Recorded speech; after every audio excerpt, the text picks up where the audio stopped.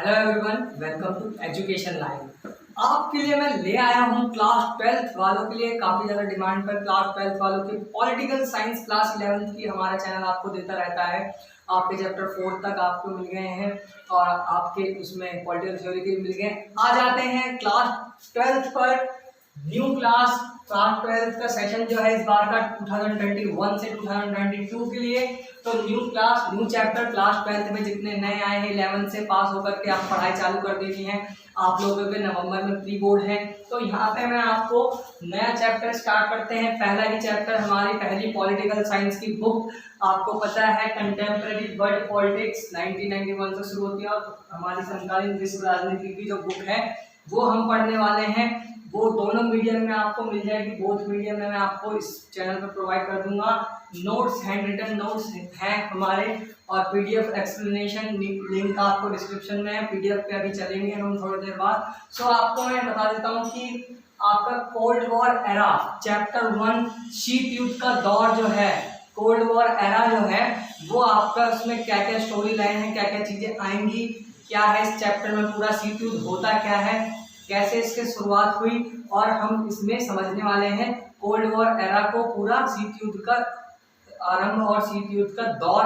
ये चैप्टर को आज हम कंप्लीट कर लेंगे और ये 2-3 पार्ट्स में आएगी आपकी। तो इसका स्टार्ट इंट्रोडक्टरी वीडियो है आज की।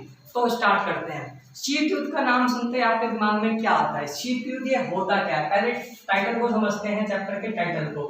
तो कोल्ड से क्या समझ आएगा हमें? ये नाम सुनते हैं तो क्या समझ आता है? तो इंट्रोडक्शन में कोल्ड वॉर ये होता है, इसका मतलब ये होता है कोल्ड वॉर का कि जब वॉर टाइप सिचुएशन हो और फिर वॉर जो है वो ब्लड शेड ना हो, मतलब लड़ाई ना हो, पर वो जो है एक तरीके से आपस में दोनों में बन रहा हो लड़ाई जैसी संभावना, पूरी लड़ाई की कंडीशन, फाइट की कंडीशन हो, बट दोनों लड़ नहीं रहे हो, क्योंकि दोनों को पता है जो सिचुएशन है कि दोनों को नुकसान हो सकता है लड़ने से।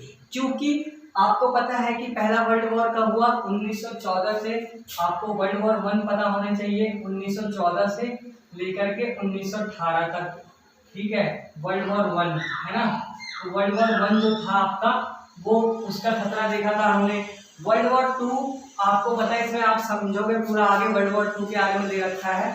तो वर्ल्ड वॉर 2 आपका 1945 से लेकर 39 तक चला है, ठीक है, 1939 तक। तो आपको बताऊं कि यहाँ पे जब वॉर टाइप सिचुएशन होती है और ब्लड शेड नहीं होता, हॉट वॉर मतलब कि नहीं होता, जिसमें कि एक्शन फाइट वगैरह होते हैं, जैसा कि वर्ल्ड वॉर 1 में हुआ था, 2 में हुआ था, बट ये वॉर नहीं होता जब, तब उसे कोल्ड वॉर कहते हैं, तब उसे शीत युद्ध कहते हैं। युद्ध की स्थिति होती है पर युद्ध नहीं हो रहा होता है, बस युद्ध जैसा बना रहती संभावना, तो उसे शीत युद्ध कहते हैं। पॉलिटिकल टेंशन, एक राजनीतिक तनाव बना रहता है कोल्ड वॉर में, शीत युद्ध में। तो आपको बताऊं कि यहाँ पे हम पढ़ने वाले कंटेम्प्रेरी वर्ल्ड पॉलिटिक्स, जिसमें जो कि आपकी 1991 से शुरू हुई थी, जैसी सोवियत संघ का विघटन हुआ, पूरे आज की राजनीति हम उसमें पढ़ते हैं। आप राजनीतिक विज्ञान और पॉलिटिकल साइंस पढ़ रहे हो तो उसमें आपको कंटेम्प्रेरी मतलब होता है समकालीन, मतलब अभी के टाइम का। तो इसकी समझ होनी चाहिए, समकालीन मतलब अभी के टाइम की पॉलिटिक्स हम पढ़ने वाले हैं। तो मैं आपको बताता हूँ उसमें कि क्या क्या था। तो कोल्ड वॉर के जितने चीज़ें आप इसमें देखोगे कि शीत युद्ध क्या है इंट्रोडक्शन में, और फिर देखोगे आप कि क्यूबा मिसाइल संकट क्या था। क्यूबा मिसाइल संकट के बाद आपको इस चैप्टर का मतलब समझा रखा है कि शीत युद्ध क्या है। फिर आपको यहाँ पे दो ध्रुवीयता का आरंभ हुआ, कैसे दोनों में लड़ाई चली, तो ये है। सो यू में come and see this chapter. तो आपको मैं बताता हूँ यहाँ पर कि कैसे है। तो ये जो शीत युद्ध था वो कैसे हुआ, स्टार्ट कैसे हुआ, कहाँ से इसकी जड़ें हैं, आप थोड़ी सी रूट्स को समझ लो। रूट्स को समझना आपको थोड़ा हिस्टोरिकल बैकग्राउंड होना बहुत जरूरी है। हिस्टोरिकल बैकग्राउंड, रूटें, जड़ें को समझ लो आप, जिससे कि पता चले। बैकग्राउंड आपको दे देता हूँ कि कैसे ये शीत युद्ध शुरू हुआ, कैसे 2 ध्रुव में विश्व बटा, और कैसे एक तरफ यूएस हो गया, एक तरफ यूएसएसआर हो गया। तो पहली बात, आपका जब वर्ल्ड वॉर 2 चल रहा था, पहले आप दूसरे विश्व युद्ध को समझे। वर्ल्ड वॉर 2 जो था, है ना, दूसरा विश्व युद्ध जो था, कब से कब तक था आप बताएंगे। तो दूसरा विश्व युद्ध जो था वो आपका 1945 से 1939 तक, 1939 तक चला। इसमें हुआ क्या कि 2 राष्ट्र थे, 2 कौन लड़ रहे थे ये? तो आपको बताऊं, पहला था आपका अलाइड पावर्स, दूसरी थी एक्सिस पावर। अलाइड पावर्स मतलब मित्र राष्ट्र हिंदी में, ठीक है, मित्र राष्ट्र, ठीक है। दूसरा था एक्सिस पावर्स, एक्सिस पावर्स मतलब ध्रुवी राष्ट्र।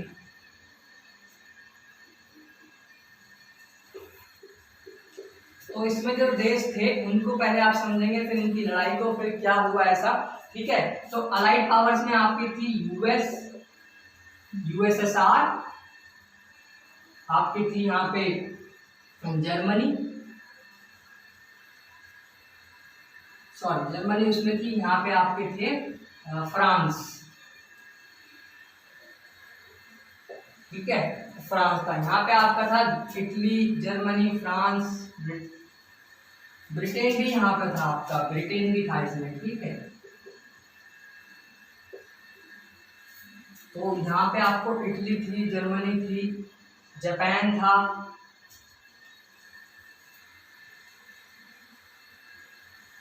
जापान था, इटली, जर्मनी, जापान। हिटलर इस तरफ था दूसरे विश्व युद्ध में, और अमेरिका सबने मिलकर चाहा था हिटलर को हरा दे दूसरे विश्व युद्ध में। तो ये थे ध्रुवी राष्ट्र और मित्र राष्ट्र। तो देश का आप देख सकते हैं, आपकी बुक में लिखा हुआ है एनसीईआरटी में, बाकी आपको आगे पीडीएफ में लिंक में बता दूंगा। तो यहाँ पे आपको बताऊं कि क्या है, ये तो दो पावर्स है। अब क्या होता है, आपका दो पावर्स जो है वो आपस में लड़ेंगे, ठीक है, जाहिर सी बात है, दूसरा विश्व युद्ध चल रहा है तो लड़ेंगे। अब ये आपने राष्ट्र जान लिए। अब लड़ाई में होता क्या है जिससे कि लोगों को बहुत बुरा लगता है, तो आपको बता देता हूं मैं कि क्या होता है ना। तो वो जो घटना थी, ये घटना हुई 1945 में, अगस्त के 1945 में। कब? अगस्त के 1945 में, जब दूसरा विश्व युद्ध लगभग चरम सीमा पे खत्म होने वाला था, या फिर कह सकते अगस्त में 1945 में क्या हुआ, अमेरिका ने बम गिरा दिए। अमेरिका ने बम किन पे गिरा दिए? अमेरिका ने जापान के ऊपर, उसके हिरोशिमा और नागासाकी के ऊपर 1945 में एटम बम, ऐसे हल्के फुल्के बम नहीं, भारी भरकम एटम बम जो है वो गिरा दिए, ताकि वो कह रहा था कि हमें विश्व युद्ध को खत्म करना है, हमें जल्द से जल्द विश्व युद्ध खत्म करना है। तो ये एक बड़ी घटना जो हुई, उसके पक्ष में भी लोगों ने बोला, विपक्ष में भी बोला। तो ये चीज़ आपको नोट डाउन कर लेनी है, और इम्पोर्टेंट है कि अगस्त में 1945 में अमेरिका ने क्या करा, अमेरिका ने क्या किया, अमेरिका ने बम गिरा दिए। अमेरिका ने जापान के कौन से दो शहरों पे गिराए? हिरोशिमा और नागासाकी।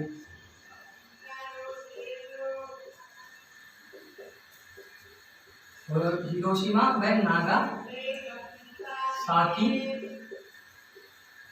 नागासाकी के ऊपर, नागासाकी के ऊपर एटम बम, है ना। तो यहाँ पे न्यूक्लियर विस्फोट कर दिया पूरा। कब? 1945 में। बम के नाम क्या थे? एक बम था लिटिल बॉय, एक था पैकमैन। तो ये दोनों जो बम थे वो हिरोशिमा नागासाकी के ऊपर जाकर के गिरे थे, जापान के। और फिर एक पक्ष ने कहा कि ये जो किया अमेरिका ने, वो उसने गलत किया।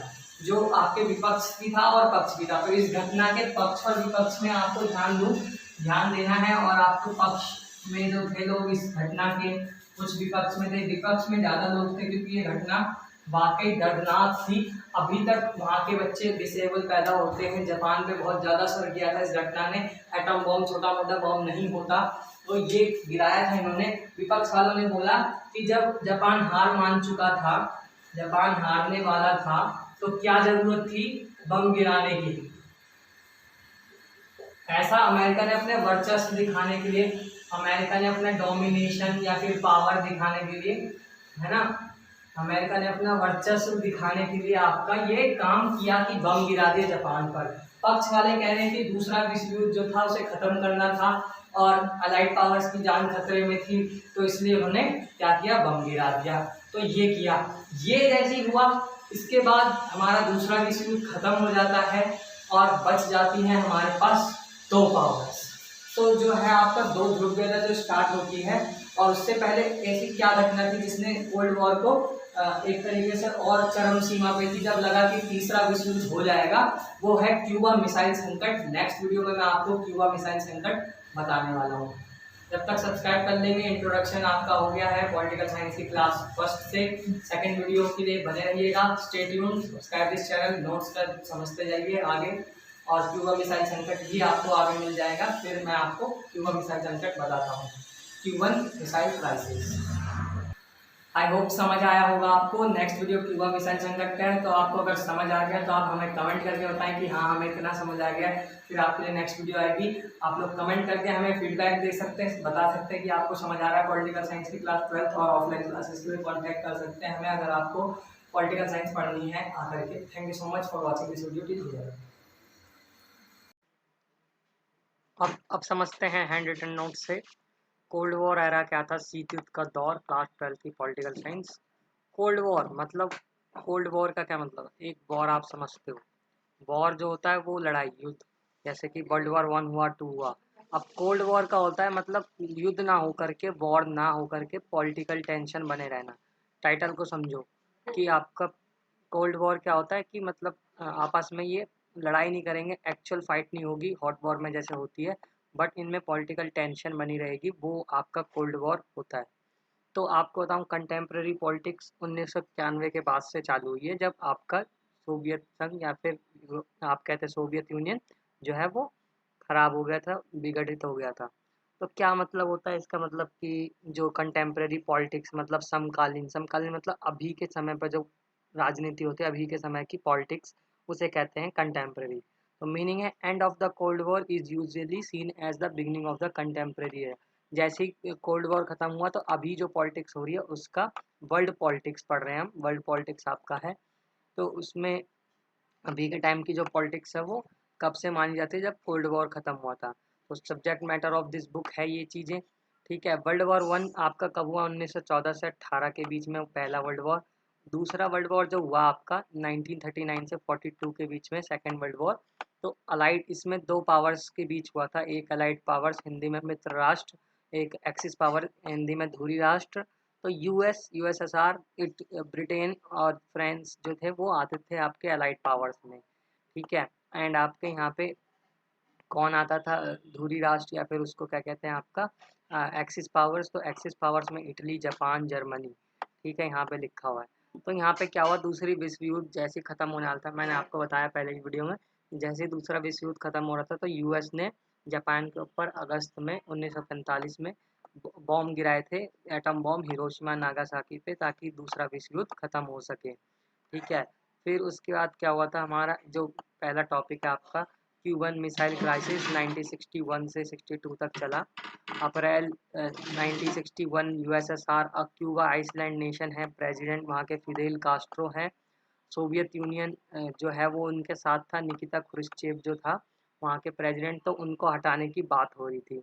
तो ये क्यूबा जो है वो रशियन बेस, मतलब रशियन जैसे सोच रखता है। तो क्या हुआ कि रशिया ने सोवियत यूनियन ने आपका मिसाइल प्लेस कर दी डायरेक्ट अटैक के लिए यूएस। तो यहाँ पे यूएस वर्सेस यूएसएसआर हो गया।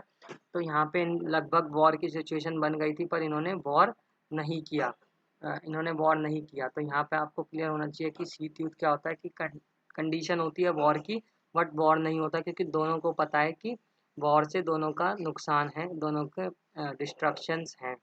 सो यहाँ पे आइडियोलॉजी क्लैश था आपका यूएस और यूएसएसआर के बीच में। कैपिटलिज्म वर्सेस सोशलिज्म था। कैपिटलिज्म मतलब पूंजीवाद जो है वो, जिसमें प्राइवेट सेक्टर को प्रमोट करते हैं और आपका ओन ट्रेड करना चाहते हैं, प्रॉफिट देखते हैं सिर्फ यूएस वाले। और जो था आपका सोशलिज्म, आपके सोवियत संघ की आइडियोलॉजी, इनके बीच में लड़ाई थी। तो ऑल कंट्रोल ये कमीशन गवर्नमेंट को देना चाहते थे सोशलिज्म वाले, गवर्नमेंट स्ट्रिक्ट और करप्टेड होती थी। तो आप समझते हैं कि कोल्ड वॉर है क्या। तो आपको बताया जैसा कि लिटिल बॉय और फैटमैन बॉम्ब गिराया यूएसए ने जापान पर, तो उससे कि क्या हुआ कि आपका वर्ल्ड वॉर 2 एंड हो गया। बट यहाँ पे क्रिटिसिज्म भी की है यूएस की काफ़ी ज़्यादा जापान पे बम गिराने पर, कुछ पॉजिटिव कुछ नेगेटिव। नेगेटिव क्रिटिसिज्म है, तो यहाँ पे पॉजिटिव ये है कि बस वो वर्ल्ड वॉर 2 ख़त्म करने के लिए उन्होंने बॉम्ब गिराया। बट यहाँ पे था कि जापान हार रहा था, सरेंडर कर रहा था, तो बॉम्ब क्यों गिराया, ठीक है।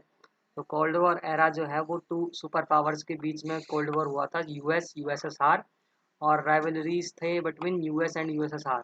तो ये वॉर क्यों नहीं हुआ, इन सबको हम समझेंगे। वॉर इसलिए नहीं हुआ था क्योंकि दोनों को पता था दोनों का नुकसान है।